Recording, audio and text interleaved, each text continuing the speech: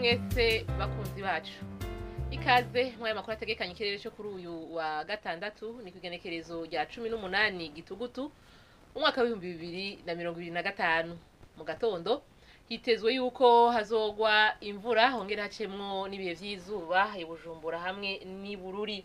Ikirere kirimo ibicu vyinshi kitezwe i Makamba hamwe no mu Kirundo.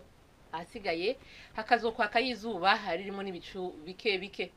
Ahazoba hakanye gusumba handi naho azoba ari i Bururi hamwe no mu Kayanza, aho ibipimo vy'ubushuhe vyaho bizaba bigera kuri dogere Celsius 13. Ku muhingamo hitezwe ko hazogwa imvura ahatari hake mu gihugu cacu, kiretse mu Rutana, mu Ruyigi hamwe no mu Rumonge hitezwe yo ko hazokwaka izuba ririmo n'ibicu bike bike. Eka ni Makamba hazorangwa ikirere kirimo ibicu vyinshi. Azoba hashushe gusumba handi ni mu Cibitoke, ibipimo vy'ubushuhe vyaho bizaba bigera kuri dogere Celsius 30.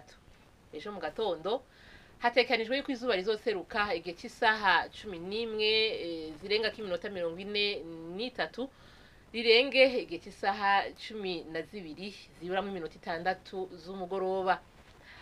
Nuko rero ni hano amakuru ategekanye ikirere cyo kuri uyu wa gatandatu agarukiye. Mwakoze mwese kuyakurikira naho utaha.